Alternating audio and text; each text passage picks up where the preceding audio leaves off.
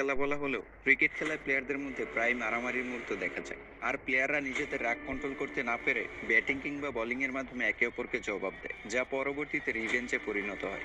Virat Kohli notebook celebration থেকে শুরু করে বাংলাদেশ দলের নাগিন ড্যান্স, আজকের ভিডিওতে আমরা ক্রিকেটের সেরা 10টি রিভেঞ্জ মুভমেন্ট দেখতে চলেছি।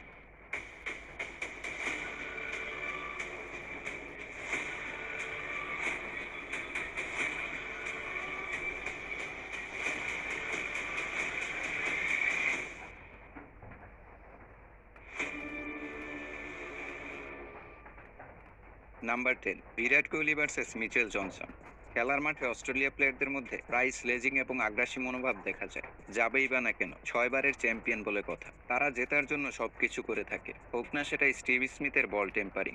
ইন্ডিয়া ভার্সেস অস্ট্রেলিয়া টেস্ট ম্যাচের একটি ঘটনা, যেখানে বোলিংয়ে ছিল অস্ট্রেলিয়ার বলার মিচেল জনসন আর স্ট্রাইক প্রান্তে ব্যাটিং করছিল Virat Kohli. Mitchell Johnson bowling এর পর রান আউট করার জন্য বিনা কারণেই সজোরে বল ছুড়ে মারে, যেটা বিরাট কোহলির গায়ে গিয়ে লাগে আর তৎক্ষণাৎ সে মাটিতে পড়ে যায়। তারপর বিরাট কোহলির 4 ছক্কার ঝড়ে অস্ট্রেলিয়ার বলাররা রীতিমতো উড়ে যায়, আর ওই ইনিংসে বিরাট কোহলি 150 রান হাঁকিয়েছিল। Number 9, Tamim Iqbal versus Shakib Al Hasan. তামিম ইকবাল এবং সাকিব আল হাসানের শত্রুতা সম্পর্কে তো আপনারা সবাই জানেন। কথায় আছে, দুই বন্ধুর মধ্যে যখন শত্রুতা তৈরি হয় তখন তাদের চেয়ে বড় শত্রু আর কেউ থাকে না।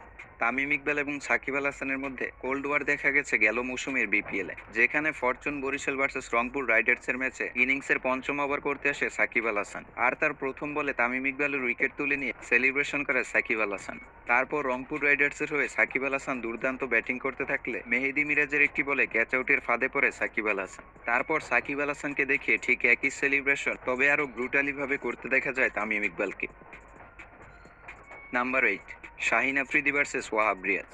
পাকিস্তানের বোলার ওয়াহাব রিয়াজ উইকেট পাওয়ার পর প্রায় বিভিন্ন ইউনিক সেলিব্রেশন করে থাকে, আর এমনই এক ঘটনা ঘটেছে পিএসএল, যেখানে লাহোর কালান্দার এবং পেশোয়ার জালমির ম্যাচ চলছিল আর স্ট্রাইক প্রান্তে ব্যাটিং করছিল শাহিন আফ্রিদি, আর তাকে আউট করে ওয়াহাব রিয়াজ এই সেলিব্রেশনটি করে। কিন্তু শাহিন আফ্রিদি এটা পার্সোনালি নেয়। তারপর পেশোয়ার জালমির প্লেয়াররা যখন ব্যাটিং এ আসে, যেখানে শাহিন আফ্রিদিকে সবসময় উইকেট পাওয়ার পর এই সেলিব্রেশনটি করতে দেখা যায়, সেখানে সে কামরাল আকমালকে বোল্ড করে ওয়াহাব রিয়াজের দিকে তাকিয়ে তার সেলিব্রেশনের জবাব দেয়। Number 7, Towhid Hridoy versus mark এডায়ার। বন্ধুরা, আমরা তো জানি যে তাওহিদ হৃদয় হলো বর্তমানে বাংলাদেশের একজন সেরা পাওয়ার হিটার, আর সে সব সময় ফিয়ারলেস ব্যাটিং করে থাকে। তার সামনে যে কোনো বলারই থাকুক না কেন, সে কাউকেই ভয় পায় না।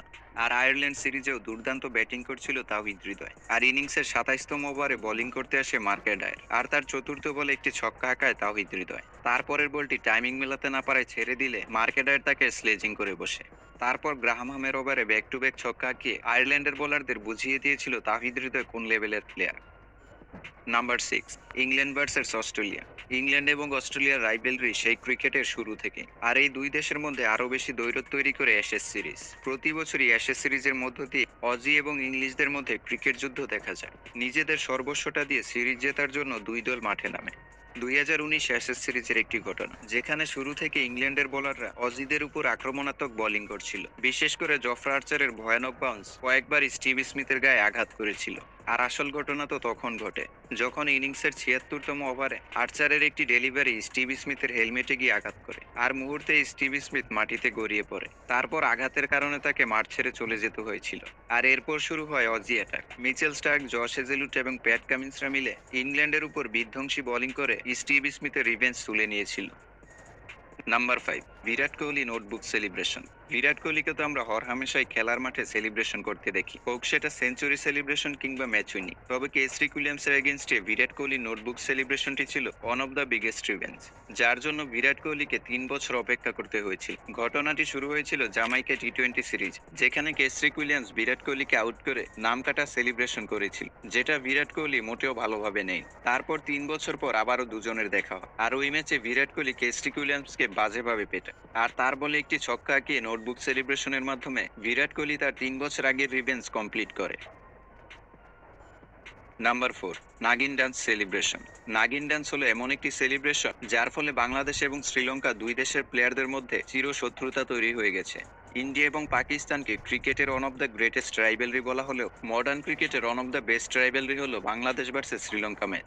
বাংলাদেশ ভার্সেস শ্রীলঙ্কা ম্যাচ মানেই বাড়তি উন্মাদনা। সোশ্যাল মিডিয়া থেকে শুরু করে খেলার মাঠ, ফ্যান্স থেকে শুরু করে ক্রিকেটার, সবার মধ্যে এক অন্যরকম উত্তেজনা দেখা যায়। বাংলাদেশ ভার্সেস শ্রীলঙ্কা রাইভেলরি শুরু হয়েছিল 2018 নিদাস ট্রফি থেকে, আর এর পিছনের সবচেয়ে বড় কারণ হলো নাগিন ডান্স। আসলে এটা ছিল বাংলাদেশের বোলার নাজমুল হাসান অপুর সেলিব্রেশন।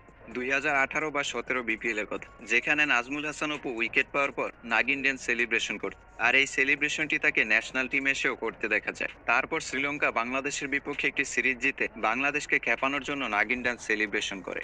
এরপর শুধু সময়ের অপেক্ষা, আর সেটা দেখা যায় 2018 নিদাস ট্রফিতে। আর ওই ম্যাচেও শ্রীলঙ্কার প্লেয়াররা উইকেট পাওয়ার পর বাংলাদেশকে খেপানোর জন্য নাগিন ড্যান্স সেলিব্রেশন করে। তারপর শ্রীলঙ্কাকে হারিয়ে নিজেদের রিভেঞ্জ কমপ্লিট করেছিল বাংলাদেশ। আর এরপর পুরো বাংলাদেশ দল নাগিন ডান্সে মেতে উঠেছিল, যা শ্রীলঙ্কারা হয়তো এখনো ভুলতে পারেনি। Number 3, Kesari Williams versus Chadwick Walton. এবার তো কেসরি উইলিয়ামস তার নিজের দেশের প্লেয়ারের সাথে বিবাদ ঘটিয়ে বসেছে। ঘটনাটি 2017 সিপিএল, যেখানে কেসরি উইলিয়ামস চ্যাডউইক ওয়ালটনকে আউট করে তার সামনে গিয়ে নাম কাটা সেলিব্রেশন করে।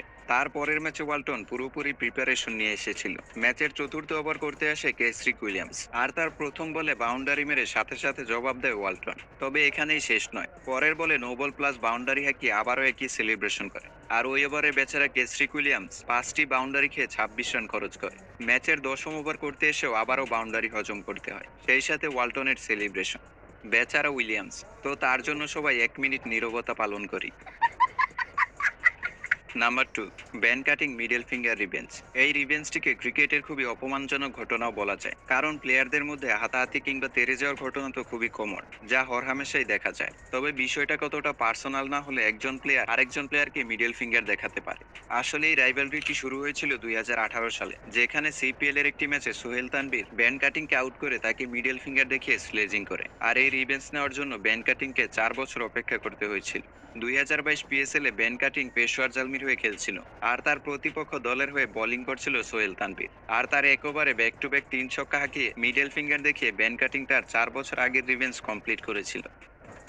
Number 1, Yuvraj Singh versus Flintoff. 2007 টি-20 ওয়ার্ল্ড কাপে ইউবরাজ সিং এর রিভেঞ্জটি ছিল ক্রিকেটের ইতিহাসে সেরা একটি revenge. England versus India world cup ম্যাচের 18তম ওভারে ফ্লিনটফ এবং ইউবরাজ সিং এর মধ্যে হিটেড মোমেন্ট দেখা যায়, যেখানে ফ্লিনটফ ইউবরাজ সিংকে খেপিয়ে দেয়। আর এর ফলে বেচারা স্টুয়ার্ট বোর্ড বলির পাঠা হয়, কেননা তার ওভারে 6 বলে 6 ছক্কা হাঁকিয়ে শুধু রিভেঞ্জই নেয়নি, বরং টি-20-র ইতিহাসে সর্বপ্রথম প্লেয়ার হিসেবে 6 বলে 6 ছক্কা রেকর্ড গড়েছিল ইউবরাজ সিং।